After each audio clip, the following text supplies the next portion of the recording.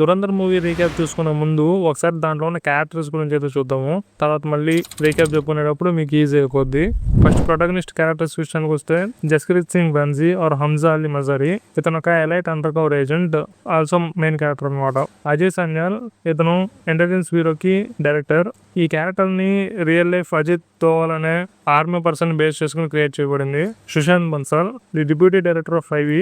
మహమ్మద్ అలాం, ఇతను ఒక local juice vendor అనమాట లైరీలో. ఇతను కూడా మన ఇండియాకి కోవర్ట్ హ్యాండలర్ గా పనిచేస్తూ ఉంటాడు అక్కడ అండర్ కవర్ లోనే. ఇంకా యాంటగోనిస్ట్ అండ్ అండర్ వరల్డ్ విషయానికి వస్తే మేజర్ ఇక్బాల్, ఇతను ఒక high ranking ruthless ISI officer. ఈ యొక్క క్యారెక్టర్ ని రియల్ లైఫ్ టెర్రరిస్ట్ అయిన అలియాస్ కశ్మీరీని ఇన్స్పైర్ క్రియేట్ చేయబడింది. ఎస్పీ చౌదరి అస్లాం, ఒక powerful and feared Karachi police officer అనమాట. ఇతని మెయిన్ మోటివ్ ఏంటంటే ఆ యొక్క కరాచీలో ఉండే ఈ యొక్క గ్యాంగ్ వార్స్ ని తగ్గించాలనుకుంటూ ఉంటాడు. ఈ క్యారెక్టర్ ని కూడా రియల్ లైఫ్ ఎన్కౌంటర్ స్పెషలిస్ట్ అయిన చౌదరి అస్లాం ఖాన్ నుంచి ఇన్స్పైర్ క్రియేట్ చేయబడింది. Rehman dacoit, the main antagonist of this film. ఇతను ఒక వైలెంట్ అండ్ ఇన్ఫ్లుయెన్షియల్ లీడర్ అనమాట లైరీ గ్యాంగ్స్ లో. ఆ యొక్క లైరీ గ్యాంగ్స్ గురించి మళ్ళీ ప్లాట్ చెప్పేటప్పుడు చెప్తాను. ఉజైర్ బలోచ్, మన రెహమాన్ డకోయట్ యొక్క కజిన్ అనమాట, దొంగ. ఇతను రైట్ హ్యాండ్ మన రెహమాన్ డకోయట్ కి. ఇంకా supporting family and politician figures విషయానికి వస్తే జమీల్ జమాలి, ఇతను ఒక ప్రామినెంట్ పాకిస్తాన్ పొలిటీషియన్ అనమాట. అండ్ ఎలినా జమాలి, ఇతను వచ్చేసి ఈ యొక్క జమీల్ జమాలి యొక్క daughter. And Ulfat, the wife of Rehman dacoit. So ఇవి టోటల్ గా మెయిన్ క్యారెక్టర్స్ అయితే. ఇంకా స్టార్ట్ చేద్దాం మరి. నేను తాగితే చిన్న బార్లని ఏర్లైతే వీర్లని లైన్ కడతా మైక్ పట్టి స్టేజ్ ఎక్కితే బోట్లన్నీ టైట్ అయితే నైట్ అయితే.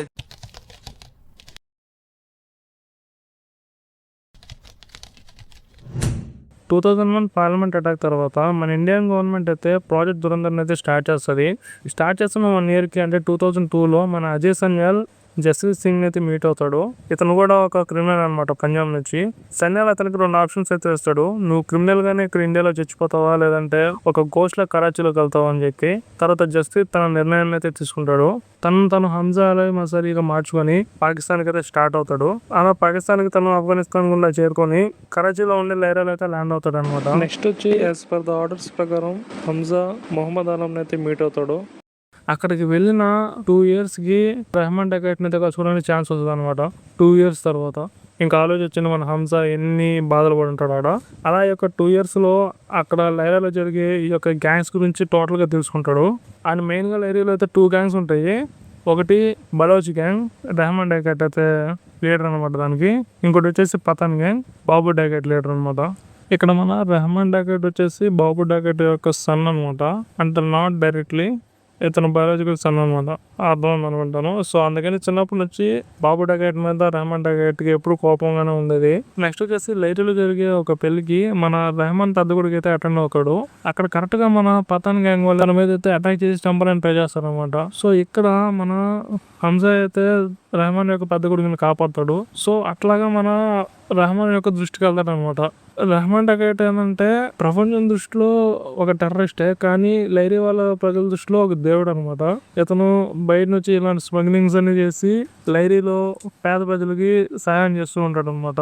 లైక్ రాబిన్ హుడ్ ఆఫ్ లైరీ అనుకోవచ్చు. అండ్ నిజం చెప్పాలంటే రెహమాన్ డకోయట్ గా మన అక్షయ్ ఖన్నా గారి ప్రజెన్స్ అయితే నెక్స్ట్ లెవెల్, అంతే టాప్ నోచ్ ఉంటుంది. సో అలా రోజులు వచ్చే కొద్దీ మన హంజా అండ్ రెహమాన్ డకోయట్ అయితే బాగా క్లోజ్ అవుతారు. అండ్ తర్వాత మన రెహమాన్ డకోయట్ వచ్చేసి మన హంజాకి ఓవర్సీస్ కి వెపన్ షిప్మెంట్ చేయమని చెప్పి చెప్తాడు అనమాట. సో దాన్ని తెలుసుకున్న హంజా ఏం చేస్తాడంటే మన ఇండియాకి ఇన్ఫర్మేషన్ పాస్ చేస్తాడు. సో దానికంటూ మన ఇంటెలిజెన్స్ బ్యూరో అయితే ఫుల్ ప్రిపరేషన్ అయితే ఉంటది. బట్ ఇక్కడ ట్విస్ట్ ఏంటంటే ఐబీకి ఇన్ఫర్మేషన్ పాస్ అయిందని తెలుసుకున్న మేజర్ ఇక్బాల్ మొత్తం ప్లాన్ అంతా స్క్రాప్ చేస్తాడు అనమాట.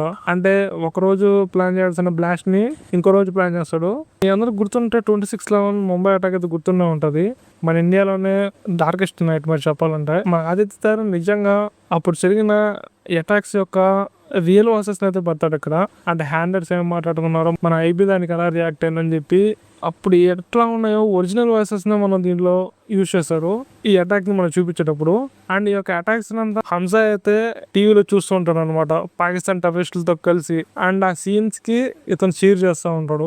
అంటే ఆలోచించండి ఎంత మెంటల్ టార్చర్ ఉంటుందో అక్కడ హంజాకి. రణ్వీర్ సింగ్ అయితే జీవించేస్తాడు క్యారెక్టర్ లో. నెక్స్ట్ లెవెల్ యాక్టింగ్ ఉంటుంది ఇక్కడ. తర్వాత మన హంస అండ్ ఎలినా యొక్క మ్యారేజ్ ఉంటుంది. సో అట్లాగా ఈ యొక్క మ్యారేజ్ ద్వారా మన హంసకి యాక్సెస్ పెరుగుతుంది. ఇటుపక్క గ్యాంగ్స్లోనూ తనకి యాక్సెస్ ఉంటుంది, ఒక పక్క పొలిటికల్ పరంగా కూడా తనకైతే యాక్సెస్ అయితే పెరిగిపోతుంది. అండ్ ఒక మాటలో చెప్పాలంటే కరాచీలో ఉండే దేన్నైనా యాక్సెస్ చేయగలిగే పవర్ మన హంసకి అయితే వస్తుంది ఈ మ్యారేజ్ వల్ల.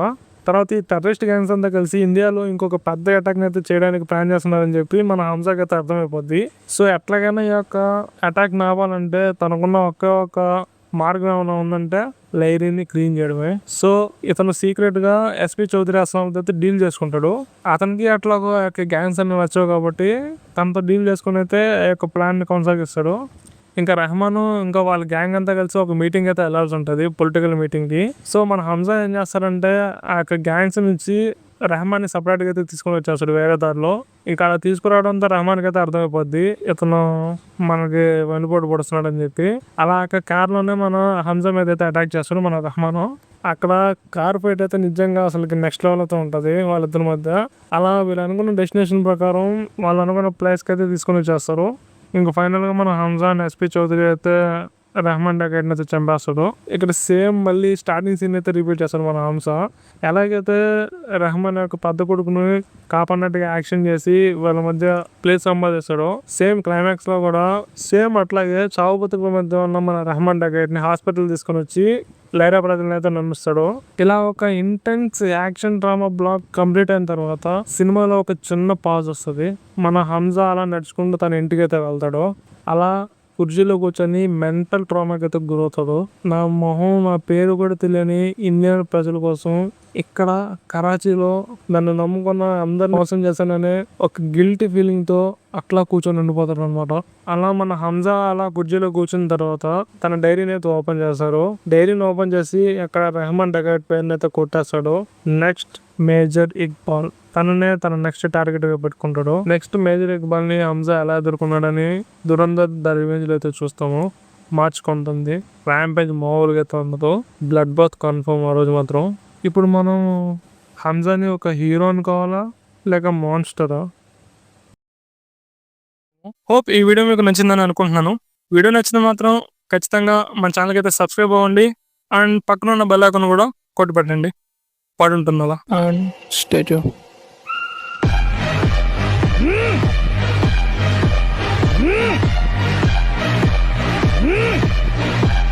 నేను తాగితే చిన్న బార్లని ఏర్లైతే వీర్లని లైన్ కడతా మైక్ పట్టి స్టేజ్ ఎక్కితే బోల్ట్